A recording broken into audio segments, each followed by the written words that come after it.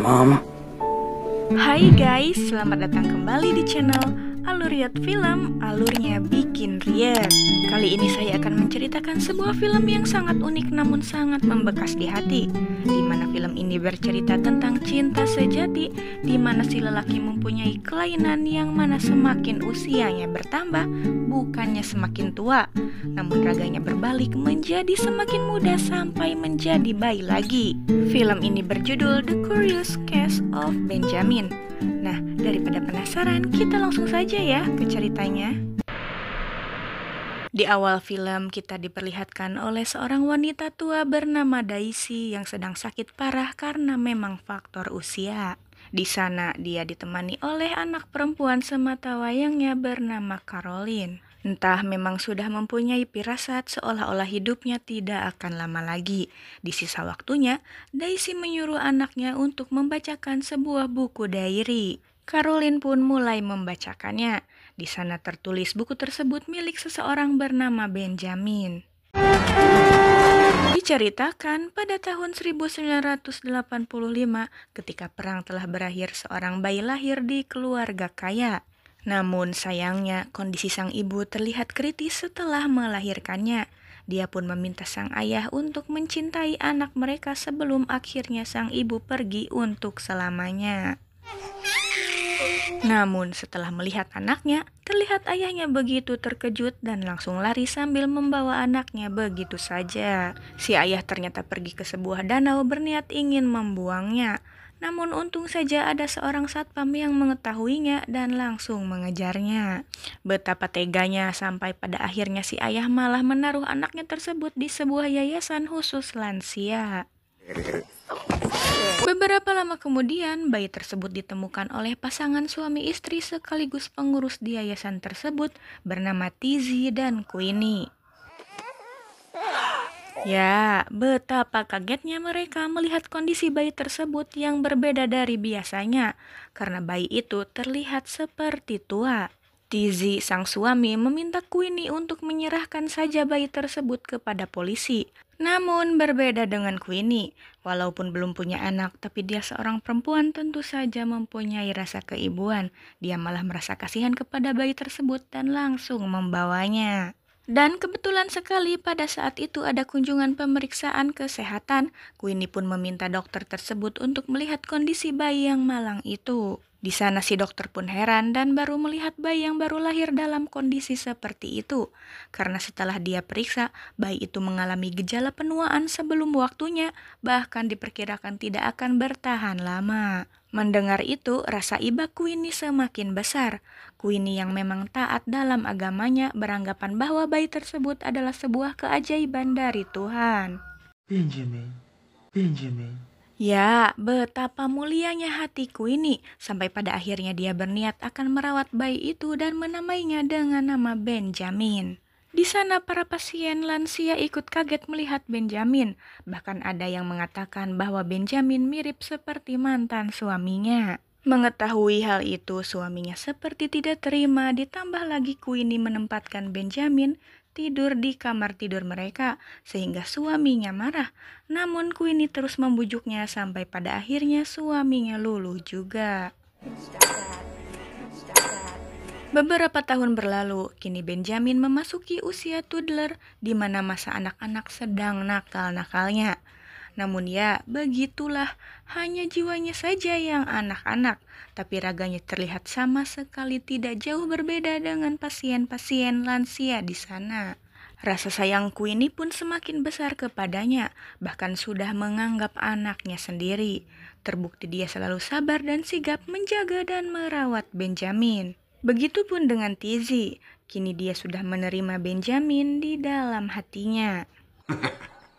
Hingga pada suatu malam, Queenie membawa Benjamin ke gereja untuk beribadah. Di sana Queenie meminta kepada pendeta untuk mendoakannya agar segera hamil.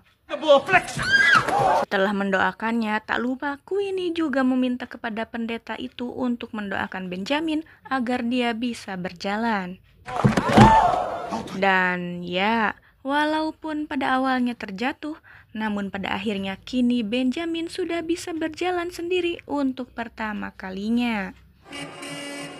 Waktu berlalu, kini Benjamin sudah berusia 7 tahun, terlihat tubuhnya pun semakin bugar. Hari itu juga adalah hari yang tak akan pernah Benjamin lupakan. Ketika itu para keluarga pasien sedang berkunjung, salah satu pasien di sana memperkenalkan cucunya yang sedang berkunjung kepada Benjamin. Ya, dia adalah seorang anak perempuan bernama Daisy. Dari situ Benjamin terlihat begitu kagum melihat mata indahnya yang berwarna biru. Mereka pun makan siang di meja yang sama, dan tiba-tiba saja Queenie mengumumkan kabar bahwa dia positif hamil. Begitu mendengar kabar itu, nampak dari raut wajah Benjamin seperti ada rasa kecemburuan. Pada malam harinya, ketika Benjamin tidur, dia dikagetkan oleh Daisy yang membangunkannya. Dia lalu mengajak Benjamin untuk bermain di lantai bawah. Di sana Benjamin mengatakan yang sejujurnya bahwa raganya memang terlihat tua, tapi sebenarnya dia berusia tidak jauh berbeda dengannya. Siapa sangka, ternyata Daisy pun merasakannya. Dia merasa cocok dengan Benjamin karena dia seperti bermain dengan sepantarannya. The midnight. Tiba-tiba saja neneknya Daisy datang dengan marah-marah sembari memaki Benjamin karena dia berpikir bahwa Benjamin telah mengajak bermain cucunya malam-malam. Bahkan teriakan neneknya Daisy pun berhasil membuat Queenie terbangun dan langsung memeluk Benjamin. Mom.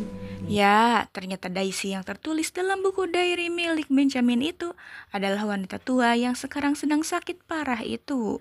Kembali ke cerita, kini Queenie sudah melahirkan. Terlihat Benjamin seperti cemburu melihat Queenie sedang menggendong anaknya. Hingga beberapa tahun kemudian, kini Benjamin sudah tumbuh memasuki usia remaja. Dia sudah bisa berjalan dengan lancar, mandi sendiri, bahkan mulailah tumbuh rambut-rambut di sekitar tertentu. Dan kini rasa ingin tahunya tentang dunia luar mulai terbuka. Akhirnya dia pergi keluar untuk melihat kapal berlabuh dengan ditemani seorang kakek salah satu pasien di pantinya. Ketika itu, tiba-tiba saja seorang kapten mengumumkan bahwa dia butuh seseorang yang bisa ikut kerja dengannya. Benjamin dengan penuh mantap menjawab bahwa dia bersedia karena ingin mencari pengalaman baru. Si kapten yang awalnya ragu karena melihat kondisi Benjamin yang sudah tua, namun akhirnya dia menyuruhnya naik ke kapal juga karena memang sangat butuh orang. Hingga suatu malam ketika Benjamin sedang berjalan sendirian, tiba-tiba saja sebuah mobil berhenti tepat di sampingnya.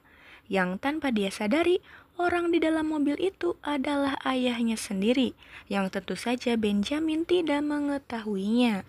Entah memang punya ikatan batin sang ayah kepada anaknya. Ayahnya sudah curiga bahwa Benjamin adalah anaknya yang dulu dia buang. Ayahnya pun mengajaknya untuk masuk ke dalam mobilnya dan membawanya sekedar minum santai.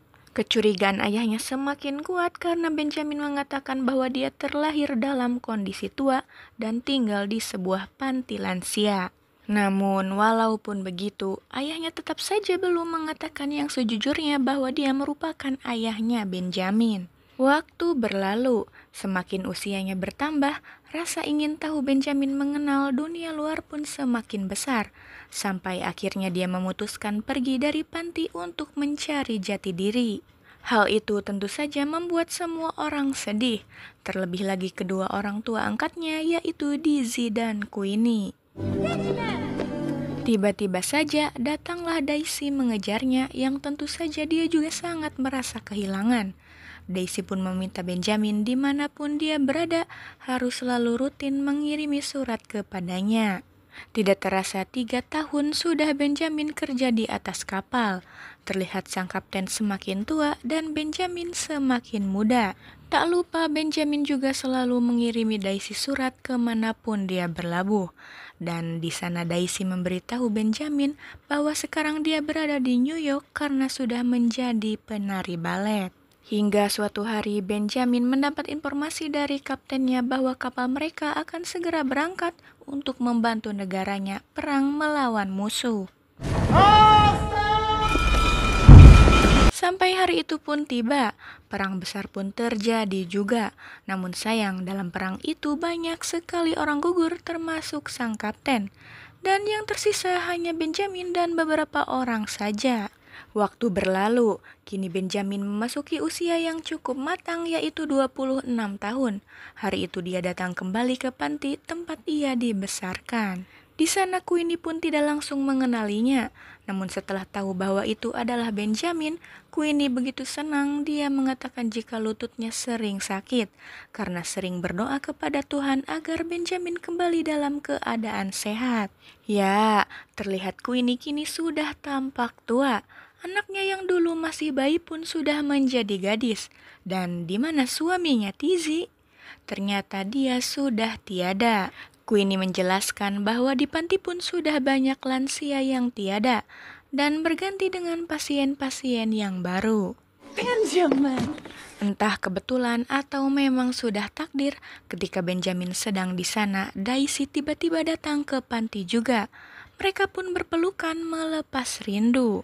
Pada malam harinya, mereka pun pergi dinner berdua. Di sana Daisy terus bercerita dengan antusias dan bangga mengenai pekerjaannya sebagai penari balet. Beberapa hari kemudian, tiba-tiba saja ayahnya Benjamin datang. Terlihat sekarang kini dia sudah terlihat tua, memakai tongkat. Benjamin yang memang belum tahu jika itu ayahnya, dia hanya bisa bengong melihat laki-laki itu kenapa menemuinya lagi.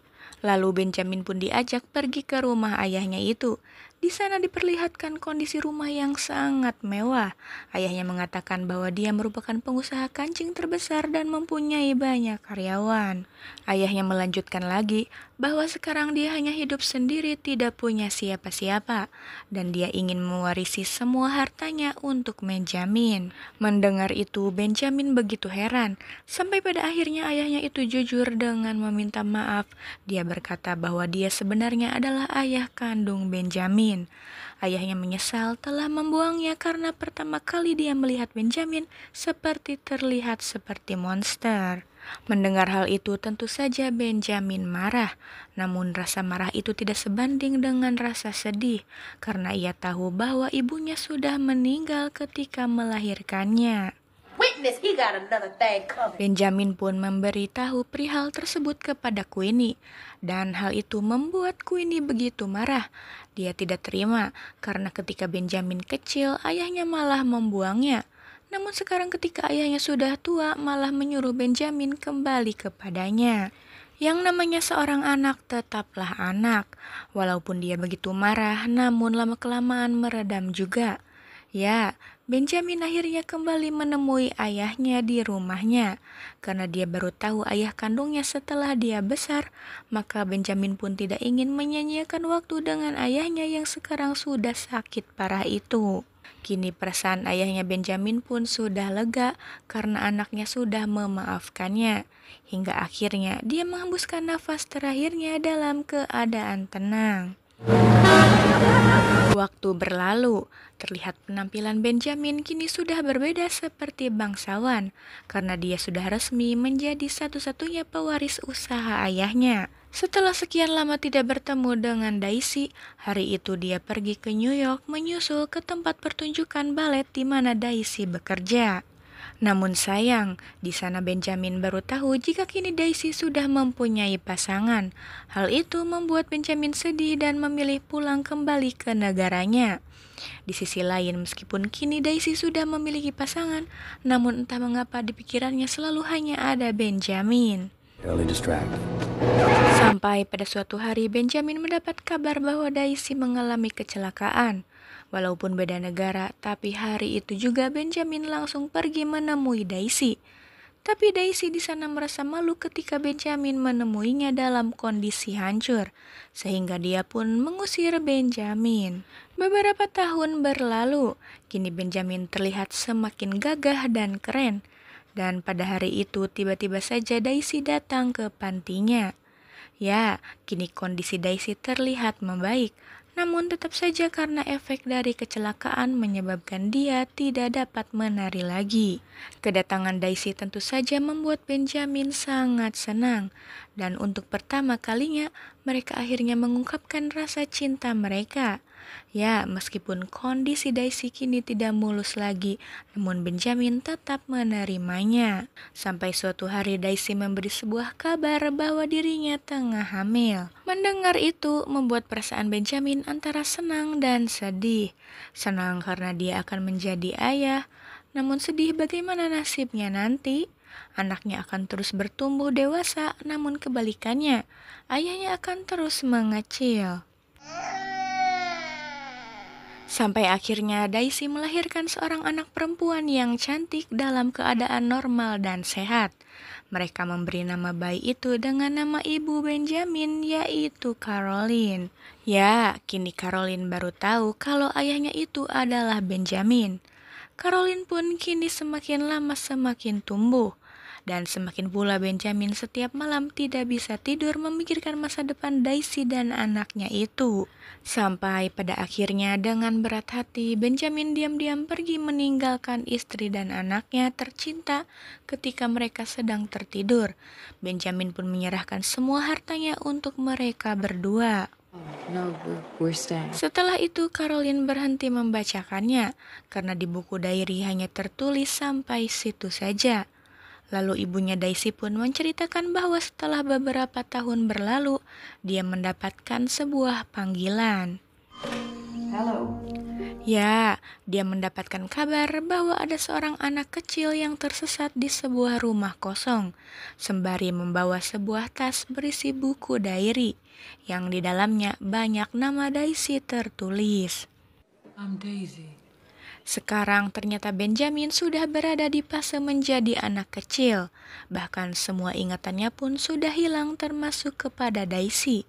Dengan perasaan cinta yang tetap sama, Daisy pun membawa Benjamin ke rumahnya untuk dia rawat.